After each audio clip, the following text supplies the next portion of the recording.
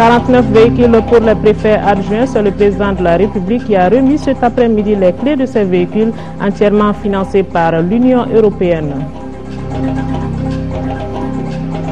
Élan Afrique, une initiative destinée à booster l'enseignement bilingue au primaire sur le continent africain. Ce nouveau projet de l'Organisation internationale de la francophonie coûtera 5 milliards de francs CFA. Les représentants des 8 pays membres de l'UEMOA sont réunis ici à Bamako au centre des débats à la réforme du climat des affaires entre les pays membres de l'UEMOA. Bonsoir à tous et bienvenue aux informations. Le président de la République a remis cet après-midi 49 véhicules aux préfets adjoints entièrement financés par l'Union européenne à hauteur de plus de 900 millions de francs CFA. Cette dotation vise à rendre plus efficaces les représentants de l'État dans leurs tâches quotidiennes. Le chef de l'État, Amadou Toumani Touré, a saisi cette occasion pour inviter les récipiendaires à tout mettre en œuvre pour réussir l'organisation des élections générales de 2012. Le point, c'est avec Amadou Sankari. Voici les 49 véhicules que le président de la République, Amadou Toumani Touré, a offerts aux différents préfets adjoints. Des moyens logistiques qui ont coûté à l'Union européenne plus de 900 millions de francs CFA. Cette dotation des représentants de l'État en matériel roulant vise à les accompagner dans leur mission. Il me plaît de rappeler aux représentants de l'État que leur dotation en véhicules doit permettre d'améliorer les services offerts aux usagers dans le traitement des dossiers et dans les prestations à rendre, et afin de renforcer les capacités d'intervention de l'administration. Toute chose qui contribue à améliorer l'image de l'État, à restaurer son autorité et renforcer sa crédibilité. Ce geste du chef de l'État s'inscrit dans le cadre du programme d'appui à la réforme administrative, à la décentralisation et au développement économique régional PARADER. Une administration performante reste au cœur, en tout cas, de nos ambitions. Et pour que cette administration soit performante, il faut la doter de moyens divers. Mais vu l'étendue de notre pays, les moyens de mobilité jouent un rôle particulièrement important. L'année dernière, à l'occasion du cinquantenaire, chaque préfet a reçu un véhicule. Et nous avons jugé tout à fait nécessaire, en relation avec nos partenaires de l'Union européenne, qui n'ont jamais manqué de soutenir nos actions. Et si grâce à ce partenaire aujourd'hui, un financement qui a été acquis au profit du gouvernement de la République du Mali est mis à la disposition du ministère de l'administration territoriale. Cette remise intervient à quelques moments des échéances électorales, d'où l'appel du chef de l'État. Je voudrais également notre administration.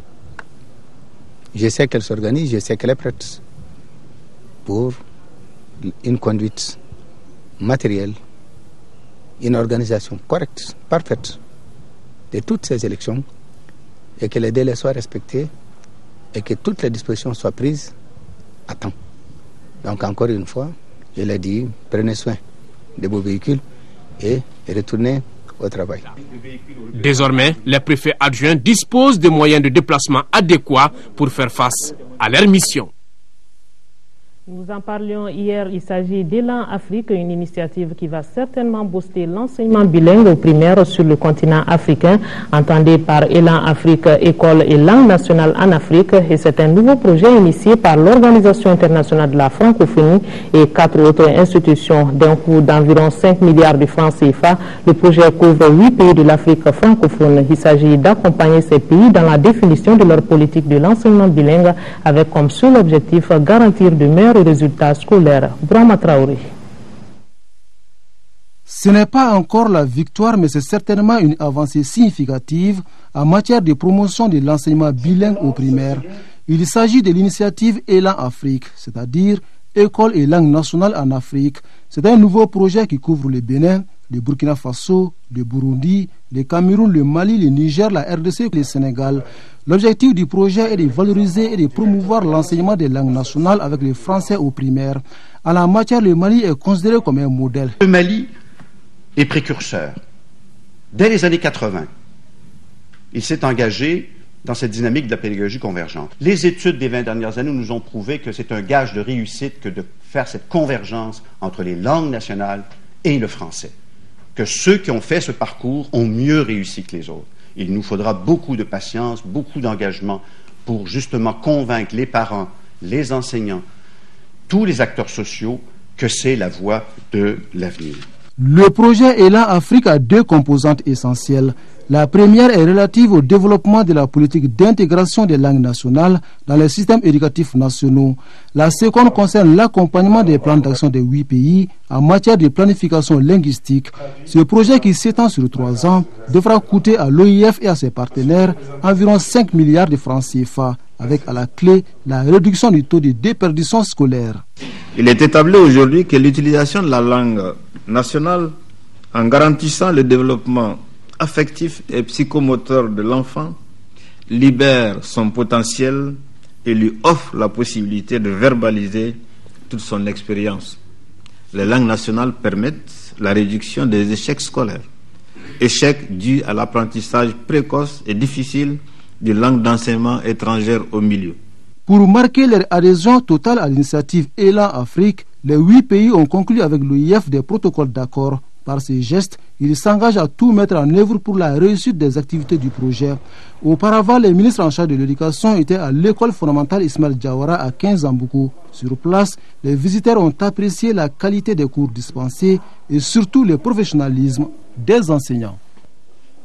Réforme du climat des affaires entre les pays membres de l'UEMOA. Les experts en parlent depuis ce matin au Centre international des conférences de Bamako. Ces assises ont été organisées par le gouvernement du Mali, les services conseils du groupe de la Banque mondiale, l'UEMOA et l'OADA. Elles visent à encourager l'excellence par la création d'un espace qui permettrait aux pays de l'UEMOA d'accélérer la mise en œuvre des réformes. La cérémonie d'ouverture était placée sous la présidence du ministre de l'Environnement et de l'Assainissement, le professeur Tchemogo Sangaré, qui représentait le Premier ministre Daouda Sidiki Diarra. Une première dans la sous-région, l'atelier de partage d'expériences sur les réformes du climat d'affaires entre les pays membres de l'Union économique et monétaire ouest-africaine qui vient de s'ouvrir à Bamako va permettre à chaque pays participant de connaître ses forces et faiblesses et surtout de renforcer sa capacité à élaborer des programmes efficaces pour la mise en œuvre des réformes relatives à l'amélioration du climat des affaires. L'amélioration du climat des affaires constitue un outil efficace contre la pauvreté. En effet, lorsqu'on favorise les conditions d'établissement et d'exercice des activités entrepreneuriales, l'on permet au secteur privé de se développer et de jouer ainsi pleinement son rôle de moteur de la croissance, en créant de la valeur ajoutée, de la richesse et des emplois. Le développement du secteur privé est l'un des axes majeurs des actions de la Commission de l'UEMOA, qui entend créer les conditions pour améliorer le climat des affaires en étroite collaboration avec les États membres. C'est pourquoi les ententes de la Commission à l'égard de cette réunion de Bamako sont grandes, parce qu'elle permettra particulièrement de jeter les bases d'une prise en charge collective de la problématique de promotion du secteur privé, grâce à l'amélioration du climat des affaires qui, plus qu'une nécessité, est un impératif. 3 jours durant, les travaux porteront sur l'état des réformes pour chacun des indicateurs Doing Business. Le rapport du groupe de la Banque mondiale sur les classements annuels des 183 économies du monde, selon la facilité à y faire des affaires à ceci, il faut ajouter l'état des bonnes pratiques et des tendances régionales en matière de réformes. Ces plans de travail serviront de guide pour les équipes chargées des réformes Doing Business. Les performances économiques très appréciables obtenues ces dernières années au sein de l'espace UEMOA et dans d'autres pays africains prouvent à suffisance que nous sommes sur la bonne voie pour relever le défi de la compétitivité.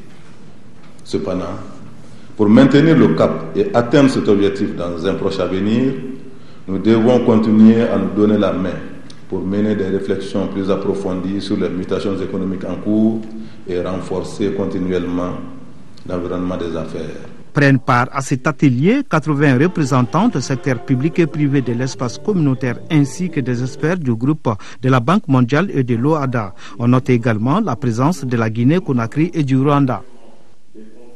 Une autre rencontre, la 4e réunion du comité de pilotage du projet régional de gestion du bétail ruminant endémique, projet B, qui s'est tenue ce matin à Bougouni. Placée sous le signe de la consolidation des acquis, cette réunion a servi de cadre aux administrateurs du projet B pour mettre l'accent sur l'insuffisance d'infrastructures pour les ruminants au Mali. Ils ont aussi noté le manque d'unités de transformation des produits laitiers. A précisé que le projet B a pour mission d'accroître la production et la productivité du cheptel, notamment celle du bétail ruminant au Mali. Mohamed Diarra est allé voir à Bougouni. C'est avec les dossiers bien ficelés que les membres du comité de pilotage du projet régional de gestion durable du bétail ruminant endémique se retrouvent pour la 4e session de la structure. Parmi les points inscrits à l'ordre du jour, c'est celui relatif à la mauvaise campagne agricole 2011-2012 qui a ravi la vedette. Une saison déficitaire qui n'est pas sans conséquences sur le cheptel malien. Nous avons 2 mesures d'accompagnement pour contenir la spécificité de cette année. C'est la distribution de l'élément bétail. Le gouvernement nous a suivis, a mis à notre disposition 3 milliards pour le mois de décembre, 16 milliards 500 pour le reste de l'année, pour acheter de l'élément bétail et distribuer là où cela a été nécessaire pour soutenir vraiment donc notre bétail. Et enfin, nous avons également engagé une campagne de déstockage. Véritable projet de développement, le projet B a à son actif plusieurs réalisations, notamment l'aménagement et l'équipement de 6 aires d'abattage, la réalisation de 5 marchés locaux de bétail et de 3 mini-laiteries. Ces réalisations ont été faites grâce à l'appui des partenaires du projet qui sont le FEM et la BAD. Malgré ces efforts, le comité de pilotage déplore le faible taux de décaissement. Il faut reconnaître que le taux de décaissement est toujours faible, nous sommes autour de 20%. Mais nous pensons que pour le projet, pour le financement BAD, et sur le financement malien, nous sommes à 55%, et sur le financement FEM, nous sommes à 40 et quelques %. Mais nous pensons qu'avec la réalisation des infrastructures, le taux de décaissement BAD pourra être sensiblement rehaussé et pour nous permettre réellement de finaliser l'ensemble des activités du projet d'ici la fin de 2013. La création du projet B, faut-il le préciser, répond à 2 soucis majeurs qui tiennent à cœur les autorités maliennes. Le projet B vraiment concentre 2 grandes problématiques vraiment du développement de l'élevage. Et je pense la manière dont nous allons régler les problèmes du projet B, nous allons régler les problèmes d'association d'Ama, nous pourrons envisager un vaste programme de conservation des races locales du Mali. On peut également envisager un grand programme d'amélioration génétique de notre cheptel au Mali. La session de Bougouni a vu aussi la remise d'équipements agricoles à 70 brigades qui luttent contre les feux de brousse dans les zones d'intervention du projet B. Le marché de Nyono en 4e région a vécu dimanche dernier la 18e édition de la bourse aux céréales. Les producteurs ont proposé aux acheteurs 5200 tonnes de riz marchand disponibles contre une demande d'achat représentant 22% de l'offre. Les acteurs de la filière ont convenu de céder le kilogramme du riz à 320 francs CFA contre 330 francs CFA le kilogramme. Les explications avec notre correspondant Amaïgiri Ogobaradolo. À cette 18e édition de la mini-bourse nationale de riz de Nyono, les producteurs ont exprimé une disponibilité de 5205 tonnes de riz marchand Gambiaka contre une demande égale à 1135 tonnes. Aussi, il a été proposé ici l'offre de 2030 tonnes de maïs, de près de 600 tonnes de sorgho et de 5 tonnes de fonio précuit. L'autre demande a porté sur 850 tonnes de mil et 50 tonnes de haricots ou niébé. Améliorer la sécurité alimentaire, qui est naturellement la mission cardinale de Amassa Afrique Verte. Il s'agit que chaque acteur recherche des informations capitales par rapport à la céréale aujourd'hui et de prendre à son niveau des dispositions qui leur permettent de s'approvisionner au moment opportun. Il me plaît ici de signaler que le gouvernement du Mali accorde la plus haute importance à toutes les actions qui vont dans le sens des échanges céréaliers et l'amélioration de la sécurité alimentaire. Producteurs et autres acteurs des filières céréalières ont entamé la négociation sur la base de 320 francs kg contre 330 francs le kilogramme de riz décortiqué sur le marché de Nyono ce dimanche. La mauvaise pluviométrie a frappé tout le monde. Mais les producteurs, eux aussi, sont dans les mauvaises conditions. Nous sommes tous dans le même cas. Tout le monde est obligé de se comprendre pour que vraiment on puisse avoir satisfaction et puis pour que la sécurité alimentaire soit assurée dans notre pays. Au terme de 2 heures de négociation, les parties ont conclu 32 contrats. Nous restons à Ségou pour parler du partenariat désormais établi entre le collectif des femmes rurales et le ministère des Relations avec les institutions. Le ministre du dit département s'est lui-même rendu à Ségou pour procéder au lancement des activités retenues dans le cadre de ce partenariat et la cérémonie de lancement a été mise à profit pour débattre sur le thème notion de représentation utile et de vote utile dans une société démocratique rurale. Cette rencontre de Ségou a regroupé les responsables de la 4e région et les représentants des associations des femmes rurales du Mali. Fousseini Samaki. Présidé par le ministre des Relations avec les institutions, Dr Abdoulaye Sall, ce lancement national des activités retenues dans le cadre du partenariat ministère des Relations avec les institutions, Fédération nationale des associations des femmes rurales, a réuni les responsables des associations féminines venues de toutes les régions du Mali. Le thème retenu est les notions de représentation utile et de vote utile dans une société démocratique rurale. La rencontre de Ségou permettra aux femmes d'échanger sur, entre autres, le renforcement des connaissances et la compréhension des institutions auprès des femmes à travers des messages clés, la promotion et le développement d'une politique et d'une stratégie de capitalisation et d'internationalisation des bonnes pratiques de citoyenneté. Parmi les activités retenues, il y a par exemple ce que nous avons appelé démocratie bleue ou encore le nid du citoyen. C'est pour accompagner, aider ces femmes à comprendre leurs droits et leurs devoirs pour pouvoir mieux jouer leur rôle de productrices, de citoyennes dans la société démocratique que nous sommes en train de bâtir. La Fédération nationale des associations des femmes rurales du Mali entend faire connaître davantage aux citoyens leurs droits et devoirs pour une démocratie représentative et participative. Notre partenariat avec le ministère concerne le droit et le devoir des femmes citoyennes, la compréhension des institutions par les femmes de Kaya Kidal. Notre contribution à la consolidation de la démocratie est de voter massivement. Un autre temps fort de cette journée a été la remise des diplômes de reconnaissance à 4 femmes rurales de la 4e région. Elles se sont illustrées dans les domaines comme l'artisanat, l'élevage, la pêche et la transformation des produits. Toujours dans la région de Ségou, la Convergence pour le développement du Mali, CODEM, a tenu sa conférence régionale à Nyono. La session a passé en revue la vie du parti dans la région, au Mali et à l'extérieur du pays. Les travaux étaient présidés par Ousseini Amion-Guindo, président du parti, nous signale notre correspondant Amaïgire Ogobaradolo. À Seribala, à 25 km de Nyono, puis au stade des sports de la capitale du riz, la Convergence pour le développement du Mali, CODEM, a bénéficié d'un accueil des grands jours. Parti démocratique ouvert à tous les fils du Mali et sympathisants. Parti qui valorise l'être humain. Parti d'union et d'avenir, il prône des élections crédibles. Cette conférence régionale de la CODEM de la région de Ségou nous a donné l'opportunité de rencontrer l'ensemble de 7 sections de la région, d'échanger un peu sur la vie du parti et d'apprécier le niveau d'implantation de la CODEM dans la région de Ségou. La conférence régionale, c'est aussi l'occasion de galvaniser les troupes, donc les mettre en ordre de bataille. Aujourd'hui, la CODEM est fin prête pour faire face aux échéances électorales à venir. Le président du parti a fait observer une minute de silence à la mémoire des soldats tombés sur les champs d'honneur avant de prêcher une paix durable au Mali. Et cette conférence régionale était l'occasion pour la CODEM de condamner avec la dernière rigueur les événements intervenus au nord du Mali et qui se déroulent maintenant au nord du Mali, et de marquer notre soutien au gouvernement, aux initiatives du gouvernement et à nos forces de sécurité qui sont sur le terrain. Et aussi une occasion de présenter nos condoléances aux familles des civils et des militaires qui sont tombés sur le champ. Au cours des travaux de la conférence, les sections ont salué les acquis et déploré cependant la faiblesse de la communication. La CODEM, qui attend de fêter ses 4 saisons, comptabilise plus de 1800 conseillers communaux, 28 maires, 2 conseillers nationaux, 8 députés et 1 membre du gouvernement.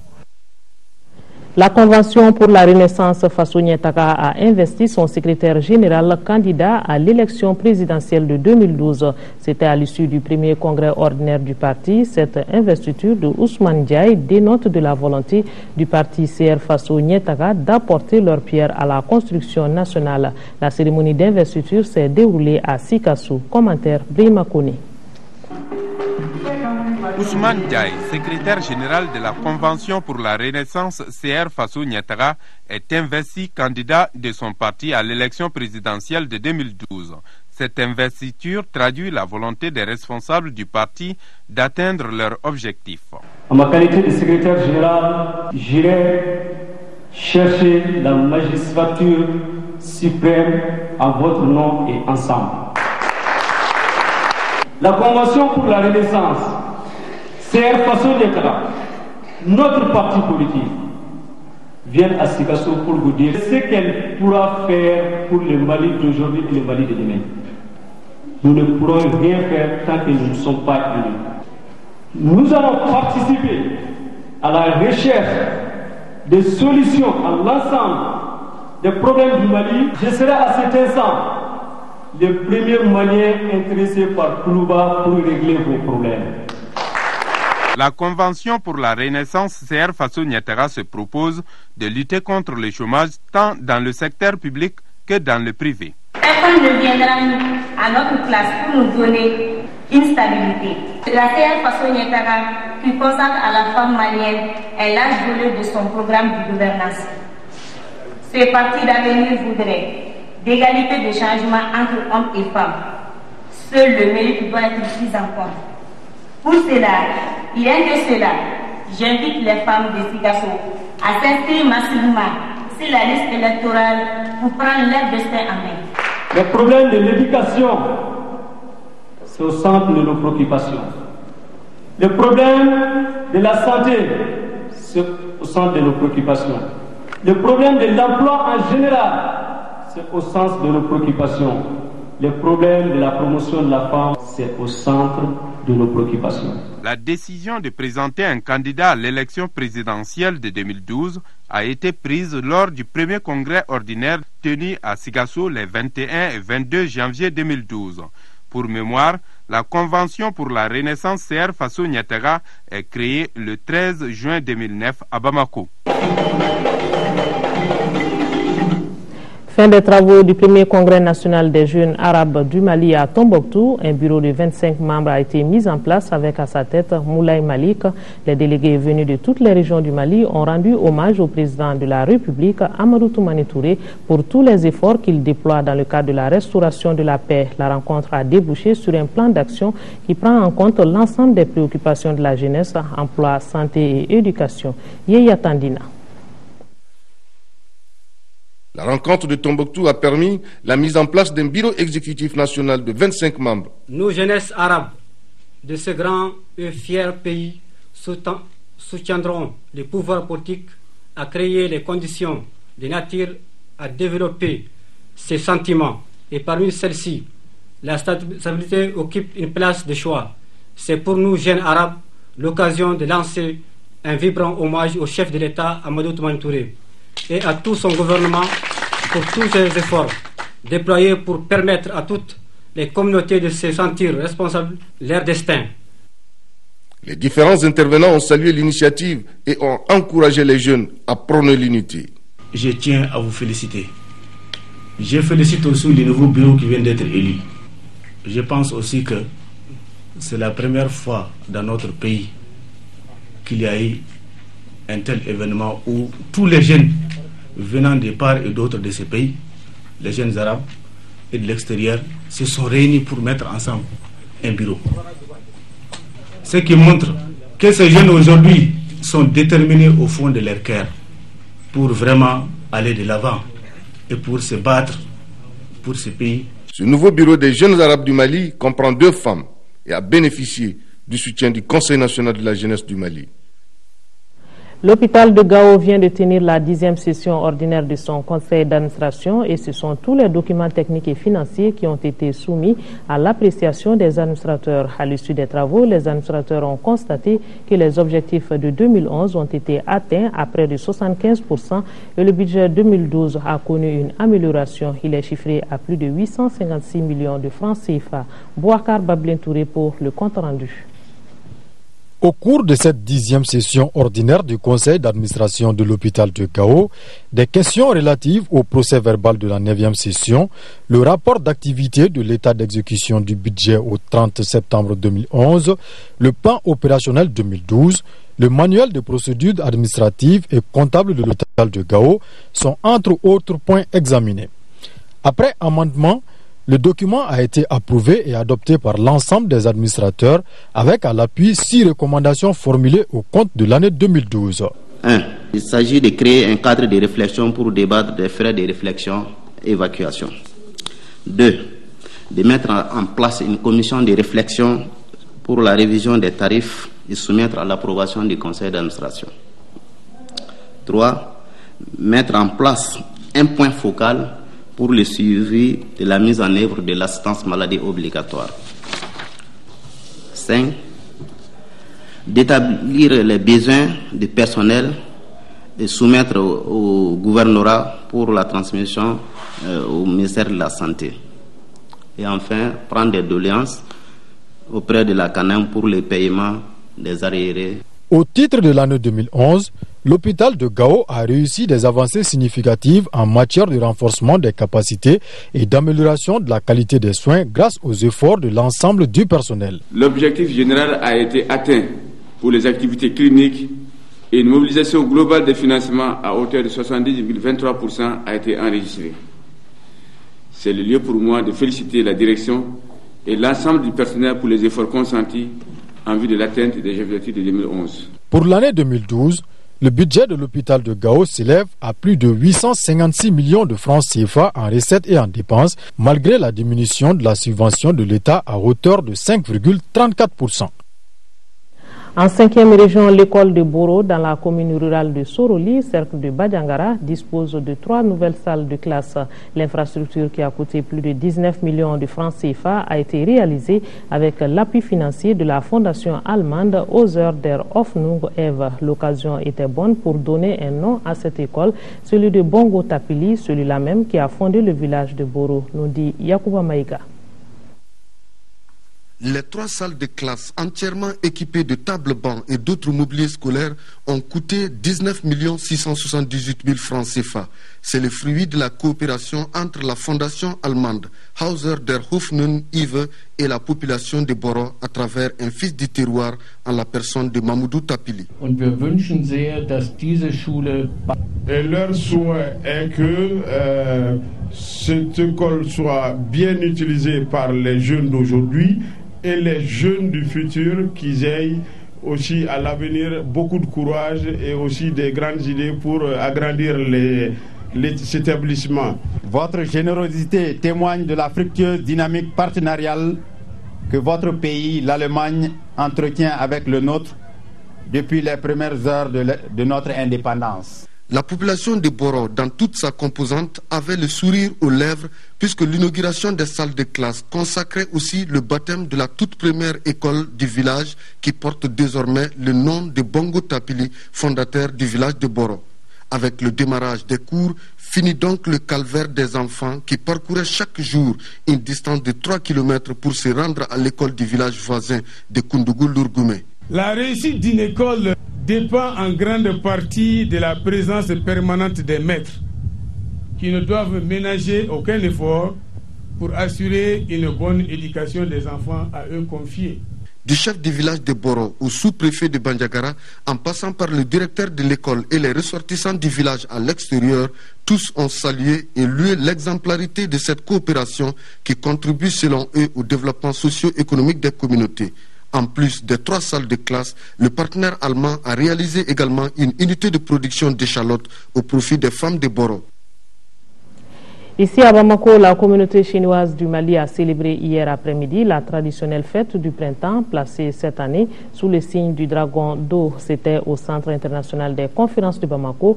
Le Nouvel An chinois, qui est la fête la plus importante et la plus populaire de Chine et d'Asie du Sud, a été célébré à travers une série de manifestations culturelles et artistiques. Plusieurs ressortissants de la République populaire de Chine ont aussi bénéficié de cadeaux. Abouakar Maïga est allé voir. Loin de leur pays, les Chinois du Mali ne se sont pas ennuyés en célébrant leur nouvel an placé cette année sous le signe du dragon d'eau. Également symbole des empereurs, il est considéré comme le plus propice du calendrier lunaire. Ici, au Centre international de conférences de Bamako, l'événement aussi appelé la fête du printemps se vit à la couleur rouge, signe du bonheur en Chine. En lieu et place des feux d'artifice, des lampions et de la traditionnelle danse du dragon en Chine, le public bamakois a eu droit à un spectacle riche en rythme et en émotion.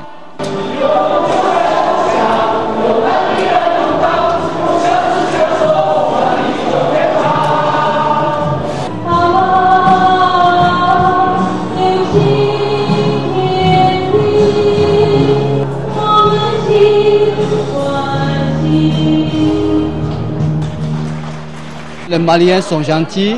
Aussi, pour nous, on reste ici. Je trouvais que c'est bien. Nouvel an aussi, on va organiser beaucoup de choses ici. Cette fête du printemps a été également marquée par un défilé de mode et une démonstration de karaté présentée par des sportifs maliens.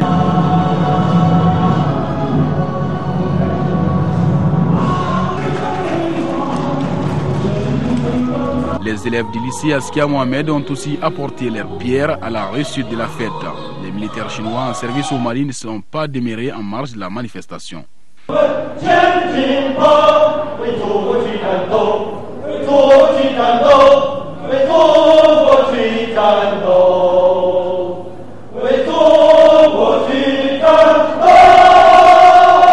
La Chine et le Mali, nous sommes les pays amis. Alors, nous souhaitons que pour l'année 2012, le Mali et la Chine se développent plus rapidement. Le nouvel an pour les Chinois, c'est aussi l'occasion de se rapprocher et de s'offrir des cadeaux. À cet effet, plusieurs enfants, femmes et hommes sont répartis avec des merveilleux présents en main. Une belle fête. Et nous parlons sport maintenant avec la CAN Gabon-Guinée équatoriale. Vous l'avez vécu en direct. Première sortie, première victoire des Aigles du Mali face à la Guinée-Conakry. Les Maliens ont assuré par le minimum 1-0. Nous y reviendrons tout à l'heure en images. Le temps de vous signaler que c'est parti depuis hier pour l'opération Écran Géant, une opération lancée par le ministre de la Communication, porte-parole du gouvernement et qui permet à des milliers de jeunes de vivre en direct les matchs de la CAN 2012 sur Écran Géant. Et sur les deux sites, le ministre était accompagné d'une forte délégation. Siragatou Sissé a suivi pour nous les étapes de ce lancement. Au Mali, la CAN est un événement pas comme les autres. La ferveur est totale autour de la compétition.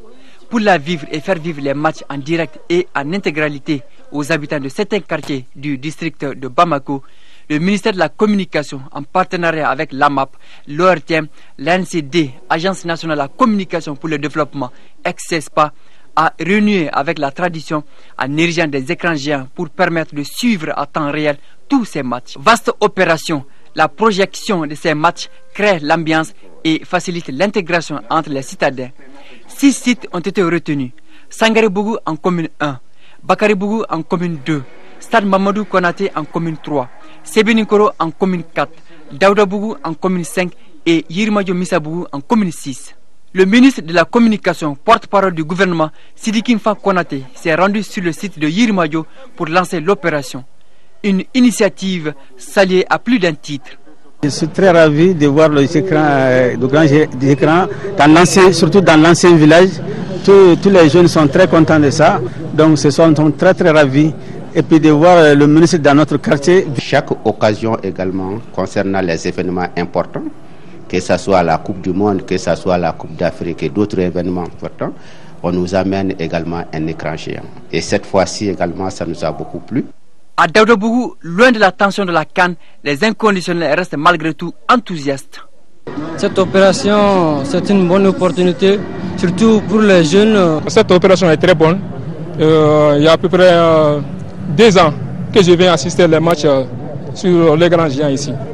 Nous sommes un quartier défavorisé.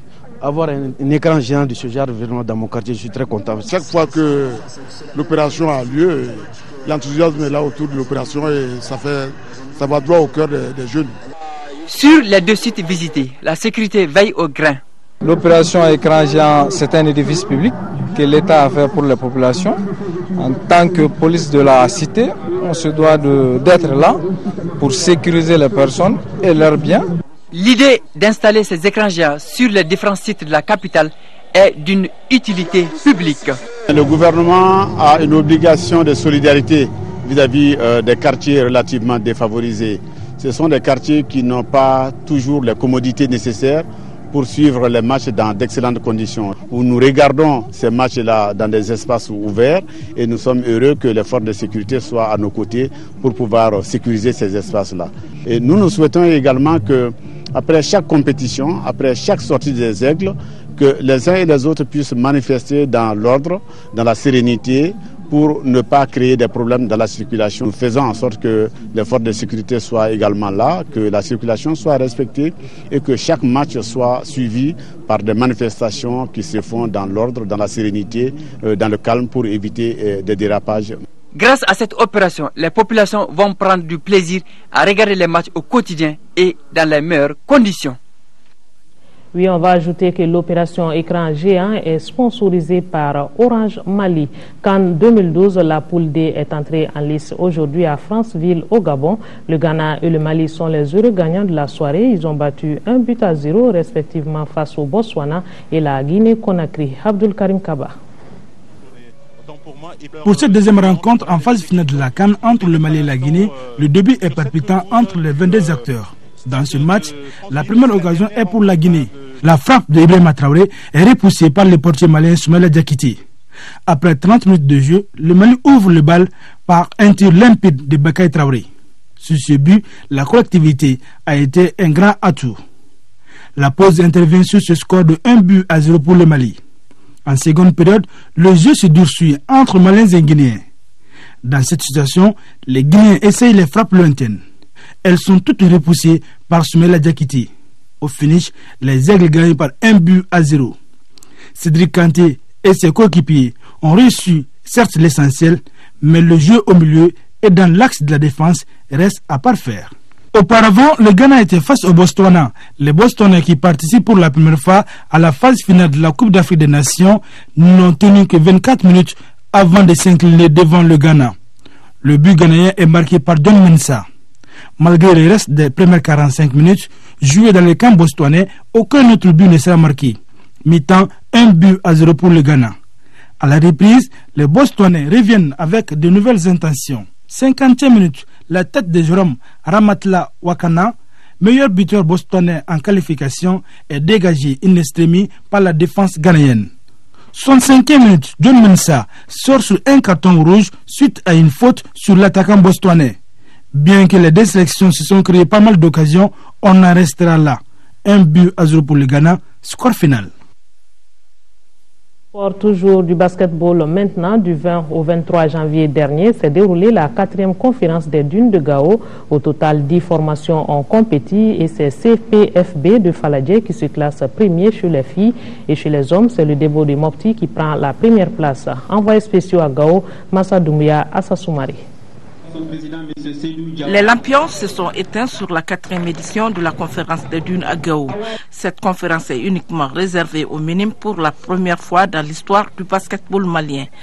10 équipes de 14 ans et moins étaient présentes à ce rendez-vous de la cité des Askia.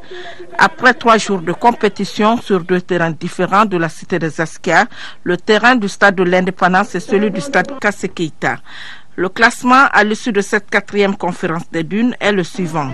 Au niveau des filles, première CPFB de Faladje, 2e CAS de Sévaré, le Sony de Gao occupe la 3e place, 4e AFPSS de Gao et 5e CRBT de Tombouctou.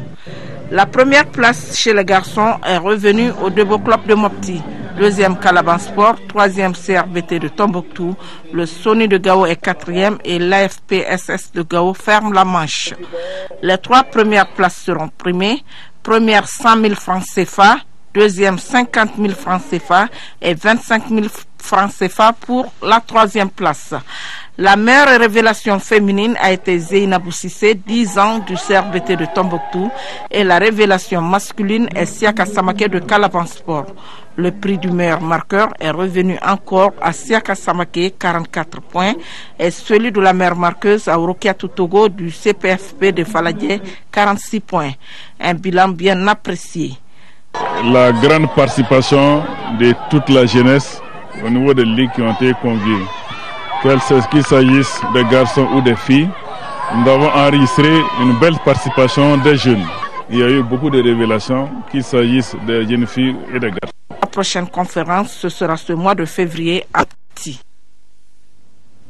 Page noire de ce journal, c'est un haut commis de l'État qui vient de s'en aller. Sékou Diakité, ancien chef de cabinet au ministère des Affaires étrangères et au Conseil économique, social et culturel, est décédé samedi dernier à Bamako. Né en 1931, Sékou Diakité fut respectivement directeur d'école, directeur de la Maison des Jeunes, conseiller technique au ministère de la Jeunesse, des Arts et de la Culture, avant de commencer une carrière diplomatique. Après des années à la division culturelle du ministère des Affaires étrangères, il sera nommé premier secrétaire à l'ambassade du Mali à Moscou et à Jeddah. Sékou Diakité a reçu plusieurs décorations au cours de sa riche carrière: mérite national avec effigie abeille, chevalier de l'ordre national, officier de l'ordre national et commandeur de l'ordre national. Il laisse derrière lui 2 épouses et 3 enfants. Dors en paix. Sur ce, se referme cette édition. Merci de l'avoir suivi. Bonne suite de programmes sur l'ORTM. Bonsoir et à demain.